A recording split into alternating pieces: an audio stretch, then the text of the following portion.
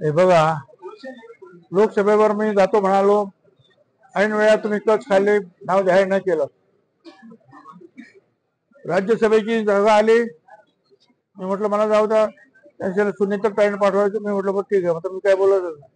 दुसरी जागा आली, त्या ठिकाणी मकरंद पाटील यांचे बंधू नितीन पाटील यांचं नाव द्यायला लागले. अरे म्हटलं मला जाऊ द्या, माझा फायदा तुम्हाला होईल पक्षाला, माझा चांगला फायदा तुम्हाला पक्षावर, मला जाऊ द्या. मी 40 वर्ष झाले इथे आहे. नाही मग मी त्यांना आम्ही शब्द दिला. आणि तुम्ही जे आहे हे इथे लढाईत असणं आणि महाराष्ट्रात असणं ही पक्षाची गरज आहे आणि तुम्हाला लढलं पाहिजे.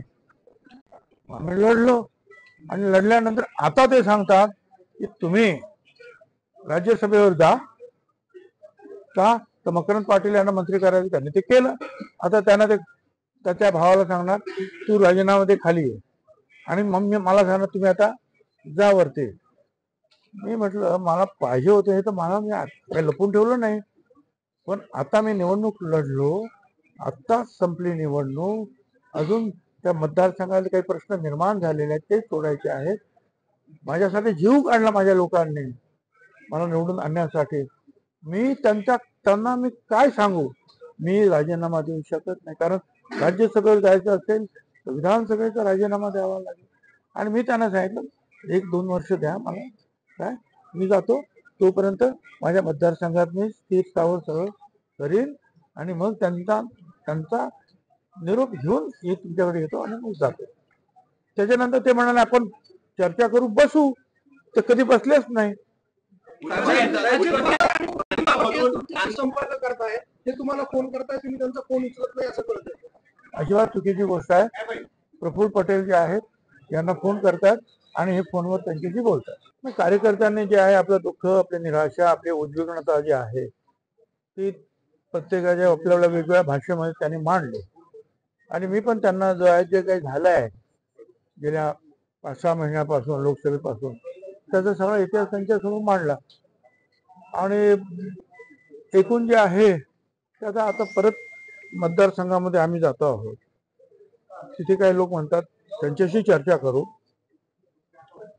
परत उद्या महाराष्ट्रातले सगळे आमचे कार्यकर्ते जे आहेत, समर्थक आहेत, ओबीसीचे लोक आहेत, समता परिषदेचे लोक आहेत, हे सगळे जे आहेत उद्या येणार आहेत. त्या सगळ्यांची चर्चा करू, आम्ही जो विचार करू शांतपणे करू. परंतु सगळ्यांच्या मनामध्ये राग आहे, निराशा आहे. आम्ही त्यांना सगळ्यांना एवढंच सांगितलंय की जे काही तुम्हाला व्यक्त करायची तुमची मतं ती मोबाईलवर सुद्धा किंवा बाहेर सुद्धा आपल्या असंस्कृतपणे कोणी काही बोलू नये, शिवीगाळ नसावे, ते चप्पल मार वगैरे जे काय करता तुम्ही ते अजिबात बंद झालं पाहिजे. ठीक आहे, तुमची मतं जी आहेत लोकशाहीमध्ये ती तुम्हाला व्यक्त करण्याचा अधिकार आहे, परंतु कुठे असंस्कृतपणा नको, शब्द जपून वापरा. काय आणि चप्पल मार वगैरे आंदोलनात बिलकुल थारा देऊ नका, अजिबात असलं काही करायचं नाही. एवढं त्यांना सांगितलं. आणि आता बाकीचं तिथं बघू काय, तोच तो प्रयत्न चालू आहे. कुणी नाकारलं आणि कुणी नाकारलं तरी शेवटी जे आहे त्या पक्षाचा जो प्रमुख आहे, बीजेपीचा प्रमुख जे आहेत तिथले सरकारमधले ते देवेंद्र फडणवीस आहेत, ते निर्णय घेतात. शिंदे गटाचे जे प्रमुख आहेत ते शिंदे साहेब आहेत, ते त्यांच्या गटाचा निर्णय घेतात. त्यांनीच सांगितलं होतं लोकसभेमध्ये उभे राहा म्हणून. होळीच्या दिवशी मी इकडे आम्ही निघालो, आम्हाला ताबडतोब परत या. आणि त्यांनी सांगितलं की मोदी साहेबांनी आणि अमित शहा साहेबांनी सांगितलं की नाशिकला भुजबळच उभे राहणार. मी म्हटलं बरं आमची तयार नाही, आम्हाला तुम्ही एकदम शॉक दिला, 24 तास द्या, आम्ही उद्या सांगतो तुम्हाला. परत उद्या गेलो, म्हटलं दुसरं कोणा समीरला उभं करणार, दुसरं कोणाला नाही. म्हणजे तुमचं नाव त्याने प्रकर्षाने घेतलं, तुम्ही उभे राहा. 1 महिना मग आम्ही इथे आलो आणि एक चांगलं वातावरण निर्माण झालं. अर्थात एक तर सर्व समाजाचे, मग दलित, मुस्लिम, आदिवासी, ओबीसी, काय अगदी ब्राह्मण समाजाचे लोक सुद्धा येऊन आणि विशेषतः ज्यांना नाशिकच्या डेव्हलपमेंट मध्ये रस आहे ते सगळी जी मंडळी जी आहेत ती येऊन गेली की तुम्ही बरं झालं, आम्ही तुमच्या पाठीमागे उभं राहणार, आता नाशिकचे पाऊल आणखीन एक पाऊल पुढे पडेल. आम्ही प्रयत्न सुरू केले, पण एक आठवडा झाला, 2 आठवडे झाले. खरं म्हणजे जर तुम्ही आम्हाला एवढ्या यांनी सांगितलं की तुम्हाला उभं राहायचं आहे तर 8 दिवसामध्ये तुम्ही नाव जाहीर करायचं, 15 दिवसात करायचं होतं. पण 1 महिना झाला तरी सगळ्यांच्या अख्ख्या महाराष्ट्राची नावं जाहीर झाली, आमचं नाव जाहीर होत नाही. मग मी म्हटलं ठीक आहे, आता माघार घेतो. कारण मी अशा प्रकारचे जे आहे आस लावून डोळे लावून बसणार नाही तुमच्या तिकिटासाठी.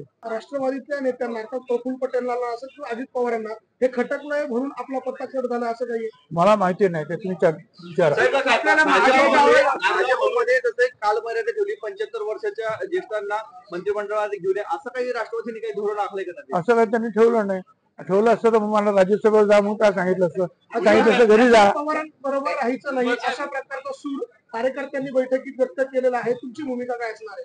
ती मी सगळ्यांच्या भूमिका ऐकून घेतो आहे.